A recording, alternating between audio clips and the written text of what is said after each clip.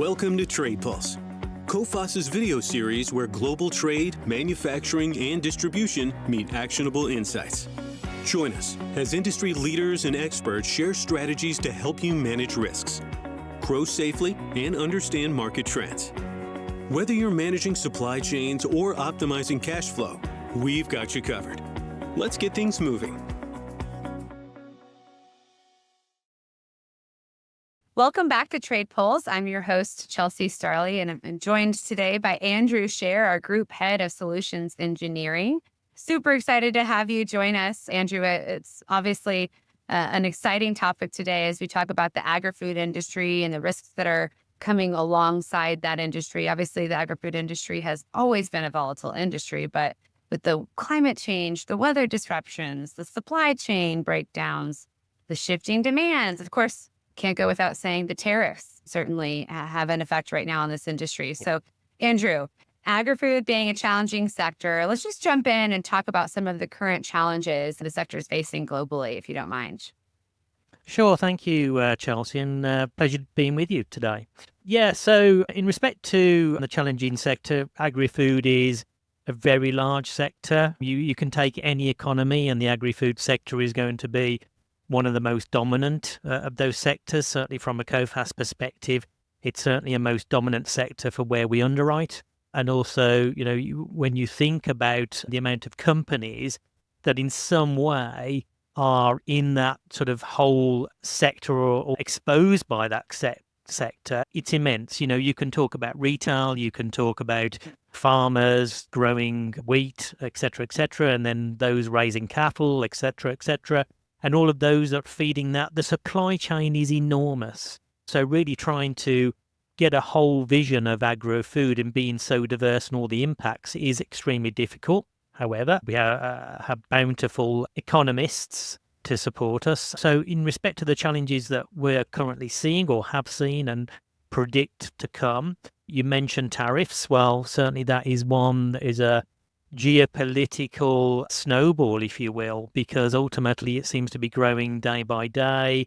A lot of rhetoric from a number of countries and regions, and there's going to be overall impact from that. So, it's very difficult to say to what extent, but ultimately I think things as were in 2024 are not going to be the same in 2025. So there are a number of different things that the agro-food sector is going to face. And of course, you've always got to look at the consumer, because the consumer is the one that drives ultimately the agro-food industry. What we eat today, what we eat tomorrow, ultimately it can go into the production of materials that we use. So the consumer drives everything. So you've got to look at it from that perspective and trying to predict what consumer habits are. But of course, we all need to eat to survive.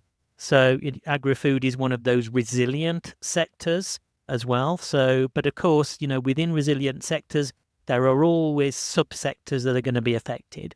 Now, some of the other headwinds, and I mean this sort of lightly, is, we had El Nino last year. So weather certainly has an impact overall to the agro-food sector, or certainly subsectors, growers and farmers, etc. And so we'll probably see some of that continue as always. So each and every year in some region, there is going to be some adverse weather effects. So whether it's, rice produced out of Asia, wheat harvests out of Europe and North America, all of those things can ultimately be affected by weather. Certainly already going into 2025, we were seeing the lower impact of sowing wheat in Russia and Ukraine, for example. So and even in the US. So obviously that will have an impact on 2025 yields. And ultimately that means that the commodity pricing will increase. So I'm just giving you a very short window of, some of the challenges that could be faced in the sector. No, and that's a really good point. I say this all the time, and as a consumer, I probably consume Costco amounts worth of sriracha. And so I've mentioned this, that, the supply chain and the effects that it had, not being able to grow the chilies properly, it completely put the product off the shelves to where, I thought, well, I can't find it. That's interesting. And then I go on Amazon and it's $180 for some sriracha. And I thought, what's going on? And you had a lot of folks, other companies that were trying to do a lookalike of sriracha, but that's exactly the point. I've heard cocoa beans are going up. The cost of cocoa is going up. Now with tariffs, of course, now in the US, we're all saying, well, get your avocados now, because after this, it's going to be super expensive. So obviously, these all affect not only us as consumers, but certainly the companies that are in this industry and their portfolios from a buyer portfolio and a supplier portfolios. And I think it's fair to say that I do talk to a lot of different companies who feel that they know their buyers more than they know their suppliers, certainly. But what are some of the hidden financial risks that often go unnoticed in this industry specifically? Well, it's a really good point, Chelsea, because ultimately there are fundamentally a lot of risks at play. So, I mean, first of all, you mentioned about, the cost going up in avocados, etc. You've got to think behind that, you've got the global impact of, just commodity pricing. So the things sort of upstream in the supply chain, they're vastly important. If companies are looking at their primary suppliers, they're not always conscious of, well, what about the secondary and tertiary suppliers, behind, sort of upstream of that, where it could be the raw material, the raw commodity. For example, the cost of fertilizers, and then the cost of feed, and then the impact of that. Somewhere, someone is taking and absorbing that margin, and then downstream to the consumer, the retailers are trying to protect the consumer, but they can't 100% protect the consumer. So there's always squeezes. But one of the hidden dangers is that when you look at suppliers particularly, it's always bankruptcy insolvency risk, because ultimately it's about the business's own way to survive in having all of these headwinds, the additional production costs or costs that they need to absorb, the impacts to their margins, and then ultimately these companies have to be financed. And we're out of the era of cheap finance or access to cheap finance, and we're not going to get back to the pre-pandemic levels of interest rates. So you've got to think about the companies that are ultimately looking to survive now.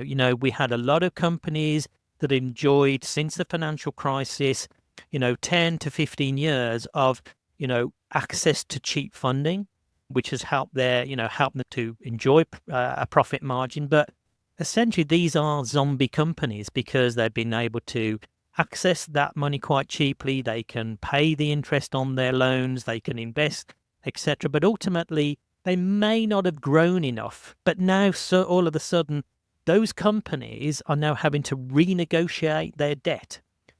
And so in the supply chain, you've got weaknesses coming from bankruptcies and insolvency. And those rates of insolvencies are increasing around the world.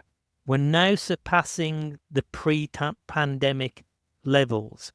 And we only see that continuing an upward or downward trajectory in 2025. So credit risk, from a supply chain perspective, you think, well, do I need to be? Yes, you do need to be conscious of credit risk. And this is why, particularly in Coface, we have our probability default scores, which assesses credit risk. And it's as good for credit risk of your customers as it is in observing those and the financial strength of your suppliers. And of course, if you go beyond that, I sort of classed this term recently in something I've spoken about, which is the asteroids. If you imagine that your supply chain, your secondary and tertiary and even beyond that, is an asteroid in the asteroid belt, there are so many different collisions happening out there that is going to send one of those asteroids to impact your direct supply chain. And credit risk and vulnerabilities in financial weakness is one of the key things. And it's why, we are, 100% focused on the credit risk and the viability of businesses, because it can impact from nowhere. And often when we look at risks, people say we didn't see it coming. But ultimately, Coface is designed to actually try and predict and see it coming.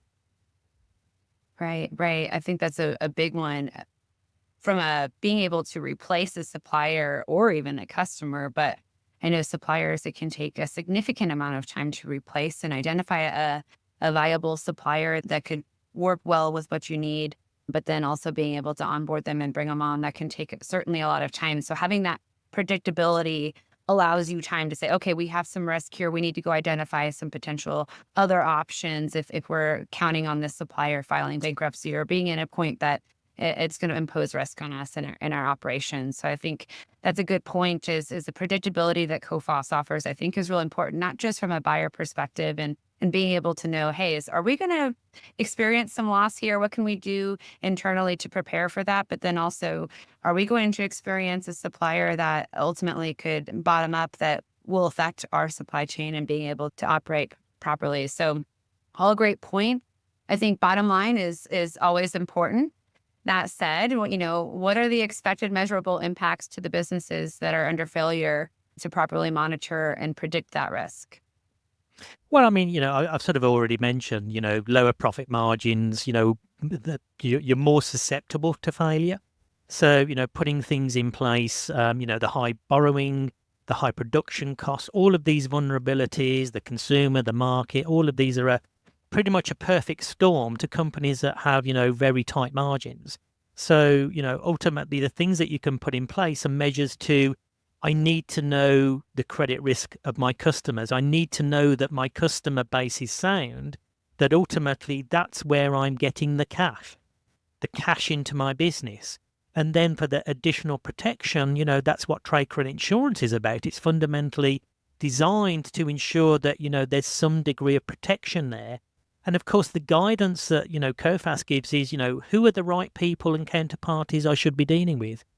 Are these the right customers for me? Should I be looking for other customers to make sure I diversify, who I'm dealing with, from that perspective? So, these are the key things. But, we can help on the, as you mentioned, on the predictability and the management and monitoring of those risks. But what companies fail to realize sometimes is, how does it impact me as a business?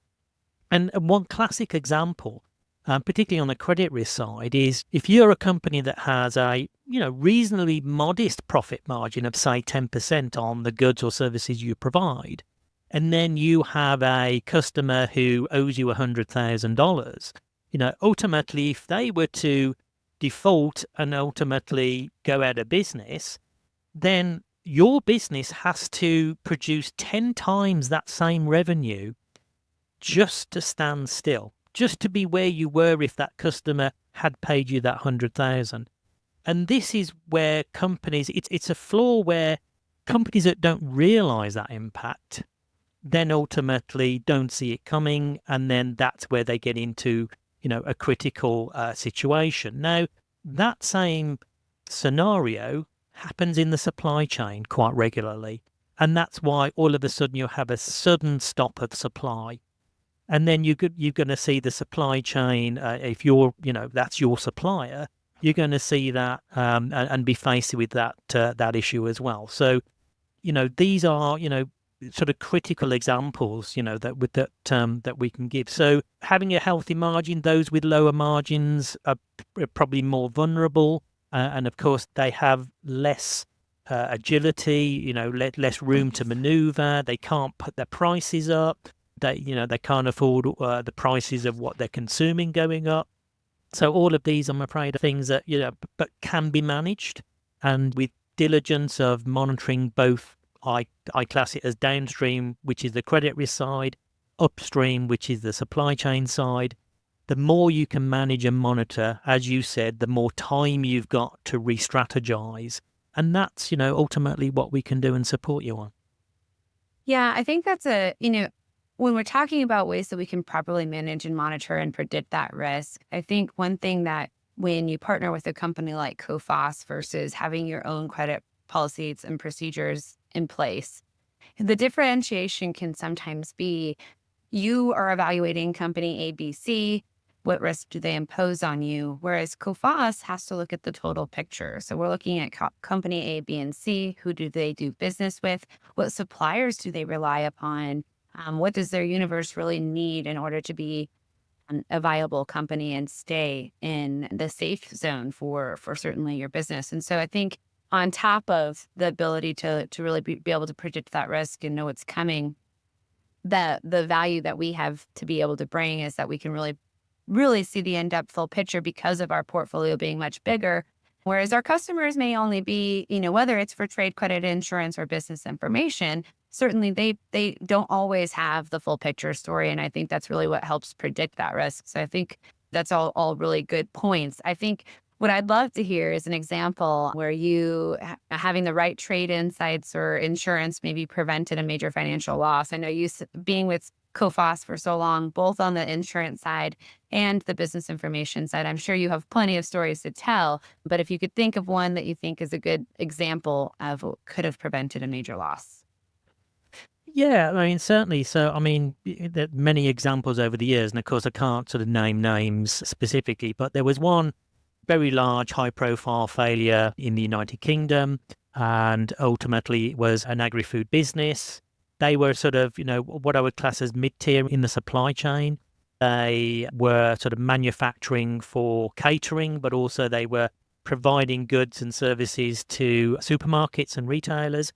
And ultimately what had happened, they'd started to default on some payments. Now, we were supporting many different policyholders from a trade credit insurance perspective, and also a number of clients from a business information perspective. So, we were starting to see signals of defaults, late payments.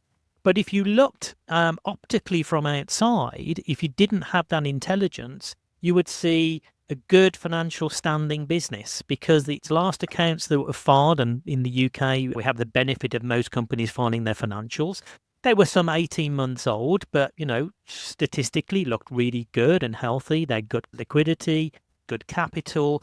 But ultimately, things behind the scenes started to fall apart. So they had supply chain issues, and particularly because they were in binding contracts, ultimately it meant that they had to do everything they could, even if it cost them more, to deliver what they said they would deliver.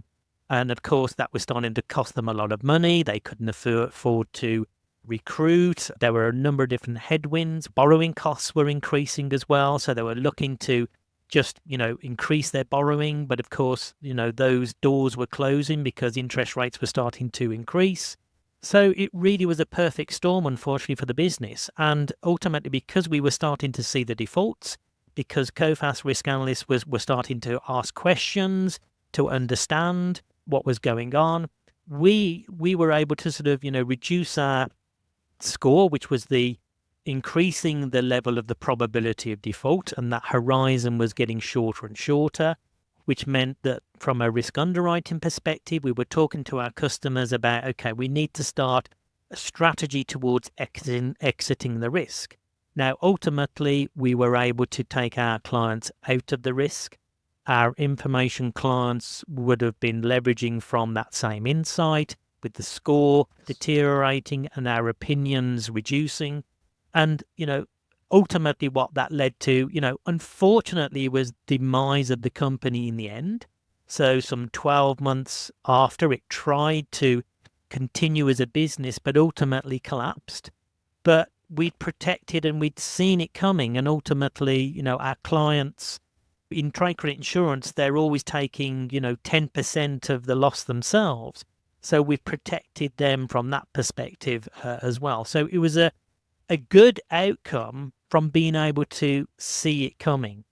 An unfortunate outcome, of course, for the business and those that suffered from it. But it just goes to show the power of also having, as you said, the volume of insight. So having a number, not just one client, but a number of clients having an interest on that counterparty just shows the additional unique insights that Coface has and leverages from ourselves in how we're monitoring those risks. Yeah, that's the one thing that I think people find super valuable about Coface is that the same, the information side of the business is the same information that we use to underwrite our trade credit insurance side of our business. And so we share that risk and we have that same skin in the game to where if we're wrong, ultimately we do have to pay out. And to your point, for the customer, that means they suffer a 10% loss, but we would suffer a significant amount more. And so we definitely do as much as we can from a due diligence standpoint to predict that risk, certainly. Now, if you could give one piece of advice to the agri-food businesses trying to safeguard their cash flow, what would it be? It is know your customer and know your supplier. It's simply that. Know your market. So, ultimately, Coface has some tools that can be used to support that, to protect, and to also give you that validation that, yes, these are the right people I should be dealing with, both on the supply chain or on the customer side. And really is about, doing your due diligence, but don't do it once. It's really important to monitor because things change so rapidly. I mean, look, the world we're living in today, how it's changing geopolitically day by day, risk presents itself at the most inopportune time. So, really monitoring closely who you're dealing with is essential. I'm glad you made that note. Many folks out there do their one-time review upon renewal for their customers. Out of sight, out of mind. They don't really think much of it until they have to. And I think that's a benefit is being able to monitor it so that they don't have to think about it until it becomes something they need to think about. And that's one thing we can help them with. So, Andrew, where can agri-food businesses go to learn more about making smarter trade decisions and obviously protect their business? Well, Chelsea, Coface.com is a first good start. We are present in 67 countries and we're managing and monitoring on 200 territories worldwide. So ultimately, I think it would be a very good start for companies to go there. There's some free information available on the sectors and the country ratings as well, so we can give you some sort of free advice. So if you're looking to be prospecting in certain markets and jurisdictions and sectors, all of that information is freely available. But we've got someone local to you who you can talk to about, looking at the solutions that we can provide: trade credit insurance, business information, and debt collection. And of course, it's very important we can manage the whole cycle, who you're dealing with, protect them, and then ultimately when things do go wrong or you have issues, we have, boots on the ground essentially who can help to recover when it doesn't go right for you. So a number of solutions there that Cofa can partner with you. Well, thank you so much, Andrew. I really appreciate you joining us today on Trade Pulse.